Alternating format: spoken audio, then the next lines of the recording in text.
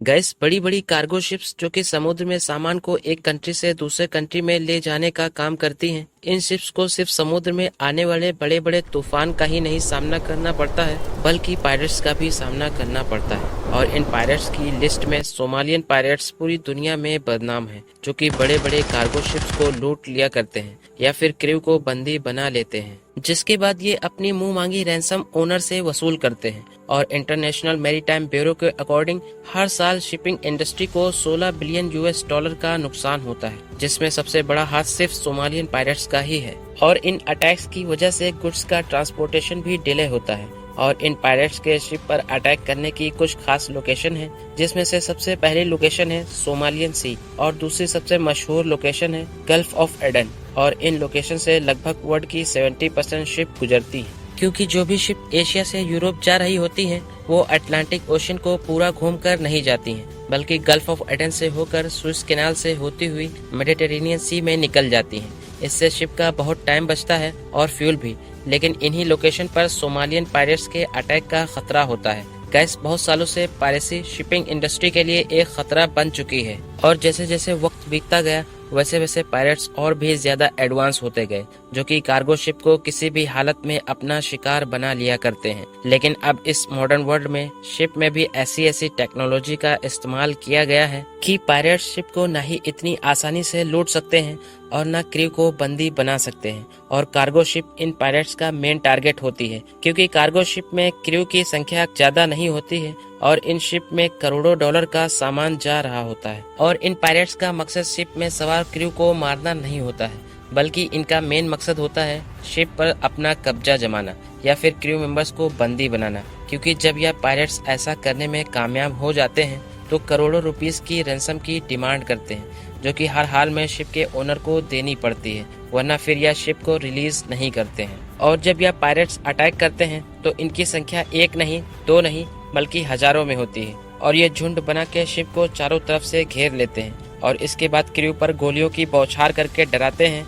और कई केस में यह भी देखा गया है कि इनके पास AK-47 तक होती है और यह गन पॉइंट करके कैप्टन को शिप रोकने के लिए कहते हैं। और फिर भी अगर कैप्टन शिप को नहीं रोकता है तो ये हुक्स का इस्तेमाल करके शिप पर चढ़ जाते हैं। और ऊपर चढ़ने के बाद सबसे पहले यह पूरे क्रू को बंदी बना लेते हैं और फिर शिप को अपनी लोकेशन पर ले जाते हैं। और जब शिप पूरी तरह से इनके कब्जे में आ जाती है, तब किसी भी कंपनी के पास सिर्फ एक ऑप्शन ही रह जाता है कि इनके मुंह मांगी रैंसम देकर शिप को रिलीज करवा लिया जाए।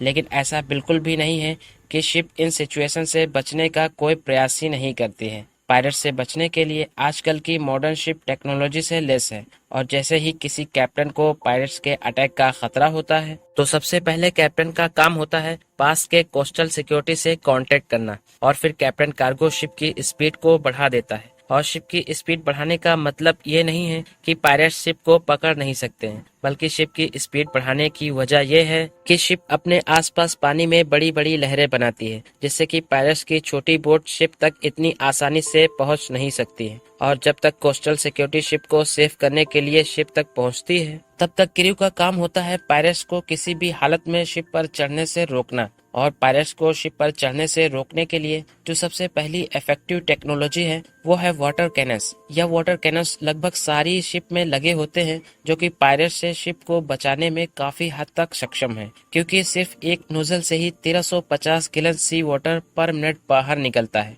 और शिप के चारों तरफ ये नोजल सी वाटर को फेंकते हैं। और इन वाटर कैनन से निकलने वाले पानी का प्रेशर 175 psi होता है, जो कि इतना ज्यादा प्रेशर है कि पायरेट्स को बोट से नीचे गिरा सकता है या फिर पूरी बोट्स को ही उल्टा सकता है। और इन स्टेनलेस स्टील से बनी नोजल को शिप में बैठे क्रू अंदर से ही कंट्रोल कर सकते हैं या फिर इन्हें ऑटो मोड पर भी रखा जा सकता है। इन वाटर कैनन्स की वजह से पायरेट्स को शिप पर चढ़ने में काफी दिक्कत का सामना करना पड़ता है। Number 2, water wheel. कई कार्गो शिप्स में इस तरह के व्हील लगे होते हैं, जिनका इस्तेमाल तब किया जाता है जब पायरेट्स शिप के काफी करीब आ जाते हैं। इन व्हील से निकलने वाले वाटर में ज्यादा प्रेशर तो नहीं होता है, लेकिन इनकी वजह से पायरेट्स की बोट में पानी भर जाता है और वह शिप पर नहीं चढ़ पाते हैं। Number 3, long range acoustic device. यह डिवाइस ऐसी साउंड बेस जनरेट करती है जो कि इंसान के लिए बर्दाश्त के बाहर है। और इसका साउंड पिच इतना ज्यादा होता है कि ज्यादा करीब आने से इंसान कुछ टाइम के लिए बहरा भी हो सकता है। और इसकी रेंज 5 किलोमीटर तक होती है, जो कि पायलट्स के लिए बहुत प्रॉब्लम क्रिएट करती है। और इसका साउंड कुछ इस तरह होता है।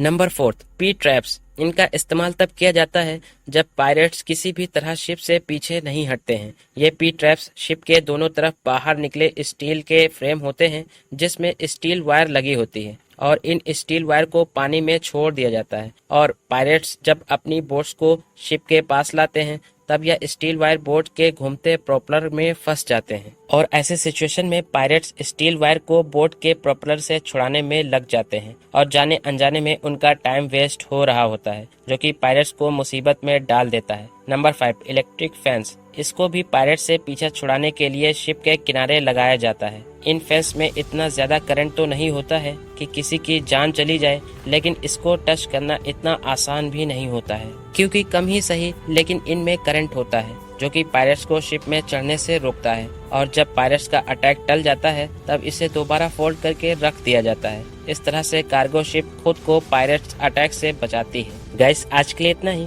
आई होप आपको यह वीडियो पसंद आई होगी। हम मिलेंगे नेक्स्ट वीडियो में फिर से। सब्सक्राइब करिए हमारे चैनल को और बेल आइकन को प्रेस करिए ताकि ऐसी इन्फॉर्मेटिव वीडियोस आपको मिलती रहे। Thanks for watching.